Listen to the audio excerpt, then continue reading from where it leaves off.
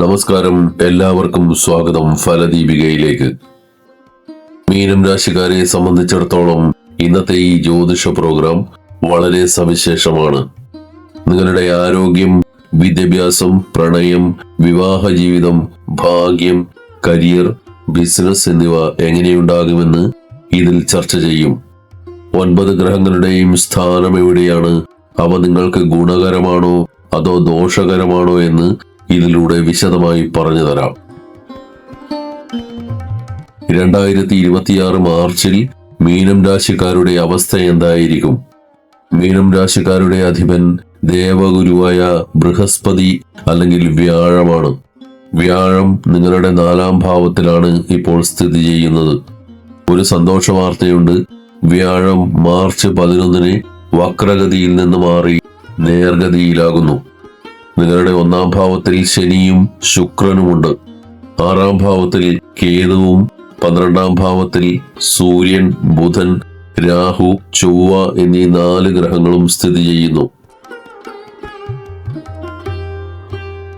ഒരാളുടെ ശരീരഘടന, രോഗപ്രതിരോധ ശേഷി, അടിസ്ഥാന സ്വഭാവം എന്നിവയെല്ലാം തീരുമാനിക്കുന്നത് ജാതകത്തിലെ 1ാം ഭാവമാണ്.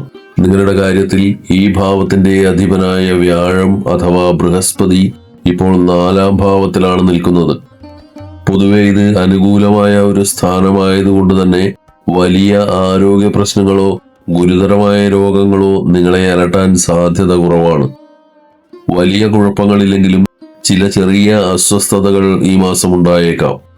ജോലി സ്ഥലത്തെ അമിത തിരക്കുകൾ മൂലമോ അനാവശ്യമായ ചിന്തകൾ മൂലമോ ഉണ്ടാകുന്ന മാനസിക സമ്മർദ്ദം മൈഗ്രെയിൻ പോലുള്ള തലവേദനകൾക്ക് കാരണമാകാം. അമിതമായ യാത്രകൾ ചെയ്യേണ്ടി വരുന്നത് നിങ്ങളുടെ കാലുകളെ തളർത്തിയേക്കാം. പ്രത്യേകിച്ചും കണങ്കാൽ വേദന, കാലിന്റെ പിൻഭാഗത്തെ പേശിവേദന എന്നിവ അനുഭവപ്പെടാൻ സാധ്യതയുണ്ട്. ഇടയ്ക്കിടെ വിശ്രമിക്കാൻ സമയം കണ്ടെത്തുന്നത് നന്നായിരിക്കും. നിങ്ങളുടെ 12ാം ഭാവത്തിൽ സൂര്യൻ, ചൊവ്വ, രാഹു, ബുധൻ എന്നീ ഗ്രഹങ്ങൾ ഒരുമിച്ച് നിൽക്കുന്നുണ്ട്. ജ്യോതിഷത്തിൽ 12ാം ഭാവം ചെലവുകളെയും നഷ്ടങ്ങളെയും സൂചിപ്പിക്കുന്നു. ഈ ഗ്രഹങ്ങളുടെ സ്വാധീനം മൂലം മനസ്സിന് അനാവശ്യമായ പരിഭ്രാന്തിയും ടെൻഷനും അനുഭവപ്പെടാം.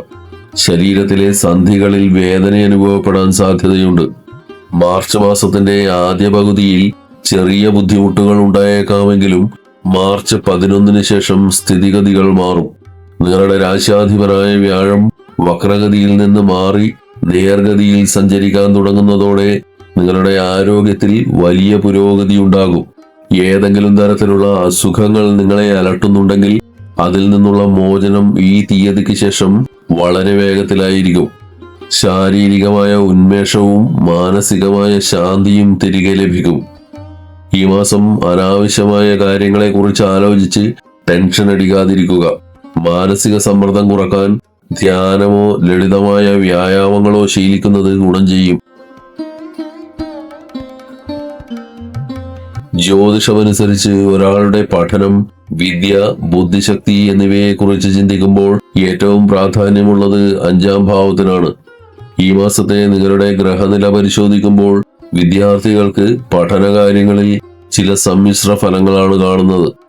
മീനം രാശിക്കാരുടെ പഠനത്തെ സൂചിപ്പിക്കുന്ന 5ാം ഭാവത്തിന്റെ അധിപൻ ചന്ദ്രനാണ്.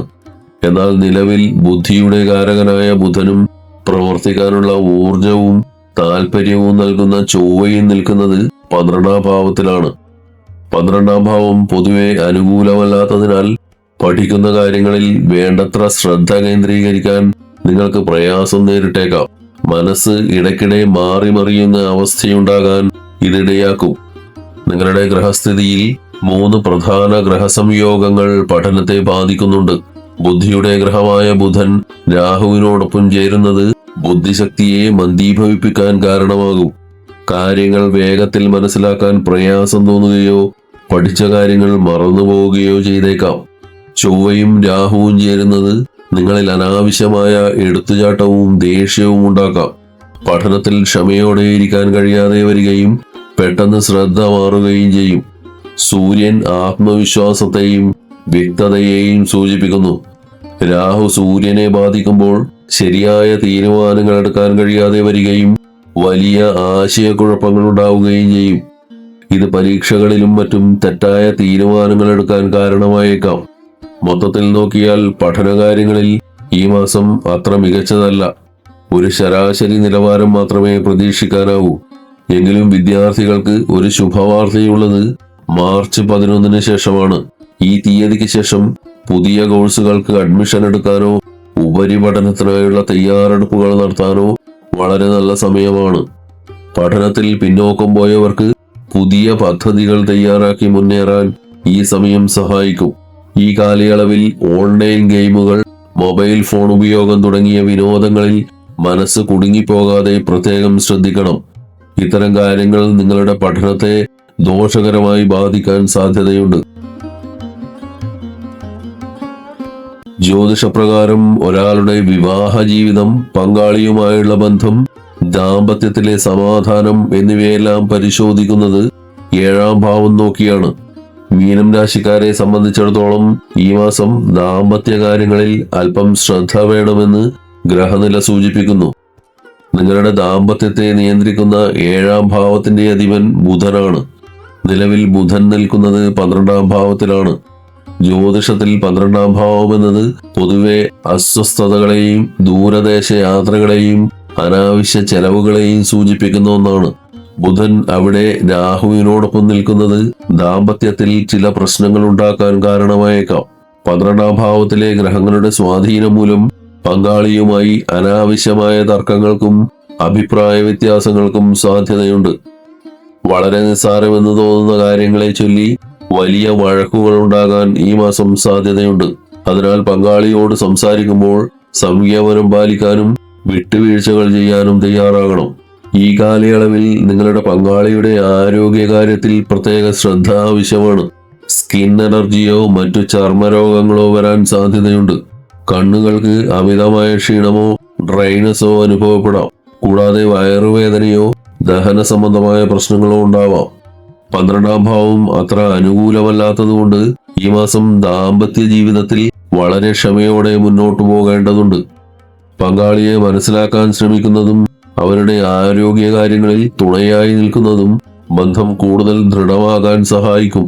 ഈ മാസം ദാമ്പത്യത്തിൽ വലിയ പ്രതിസന്ധികളില്ലെങ്കിലും ക്ഷമ എന്നത് വളരെ പ്രധാനമാണ്.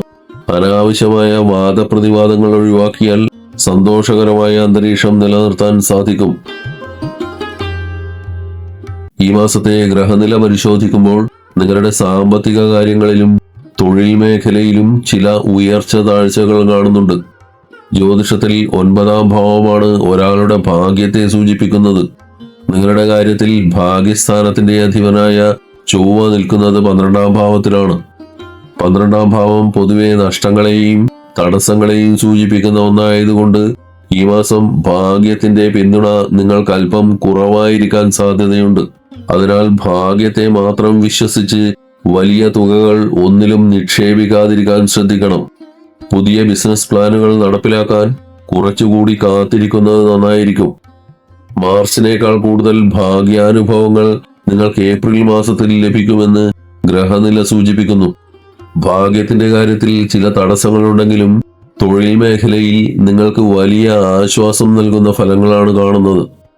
നിങ്ങളുടെ കരിയറിനെ സ്വാധീനിക്കുന്ന വ്യാഴം ഇപ്പോൾ വളരെ അനുകൂലമായ സ്ഥാനത്താണ്. ഇത് ജോലി ചെയ്യുന്നവർക്കും ജോലി തേടുന്നവർക്കും ഒരുപോലെ ഗുണകരമാണ്. നിലവിൽ ജോലിയില്ലാത്തവർക്കോ പുതിയൊരു ജോലിയിലേക്ക് മാറാൻ ആഗ്രഹിക്കുന്നവർക്കോ ഈ മാസം നല്ല അവസരങ്ങൾ വന്നു ചേരാൻ സാധ്യതയുണ്ട്. നിങ്ങൾ ജോലി ചെയ്യുന്നയിടത്തെ മാനസികാവസ്ഥ മെച്ചപ്പെടും. സഹപ്രവർത്തകരിൽ നിന്നും മാനേജ്മെന്റിൽ നിന്നും നിങ്ങൾക്ക് നല്ല പിന്തുണ ലഭിക്കാനും ഇത് കാരണമാകും. നിങ്ങളുടെ കഠിനാധ്വാനത്തിന് അംഗീകാരം ലഭിക്കുന്ന സമയം കൂടിയാണിത്. ബിസിനസ് ചെയ്യുന്നവർക്ക് ഈ മാസം ഒരു ശരാശരി ഫലമായിരിക്കും ലഭിക്കുക. വലിയ ലാഭമോ വലിയ നഷ്ടമോ ഇല്ലാത്ത രീതിയിൽ കാര്യങ്ങൾ മുന്നോട്ടു പോകും. 12ാം ഭാവത്തിലെ ഗ്രഹനില സൂചിപ്പിക്കുന്നത് ഈ മാസം നിങ്ങളുടെ ബിസിനസ്സിൽ അപ്രതീക്ഷിതമായ ചില ചെലവുകൾ വന്നേക്കാമെന്നാണ്. പണം കൈകാര്യം ചെയ്യുമ്പോൾ കൃത്യമായ പ്ലാനിംഗ് ആവശ്യമാണ്. ബിസിനസ് ആവശ്യങ്ങൾക്കായി നിങ്ങൾക്ക് കൂടുതൽ യാത്രകൾ ചെയ്യേണ്ടി വന്നേക്കാം. ഇത്തരം യാത്രകൾ മടുപ്പിക്കുമെങ്കിലും ഭാവിയിലേക്ക് അവ ഗുണകരമാകും. തൊഴിൽ രംഗത്ത് ഈ മാസം നിങ്ങൾക്ക് വളരെ നല്ലതാണ്. എന്നാൽ പണം നിക്ഷേപിക്കുന്ന കാര്യത്തിലും ബിസിനസ്സിലെ അമിത ചെലവുകളിലും പ്രത്യേക ശ്രദ്ധ പുലർത്തണം.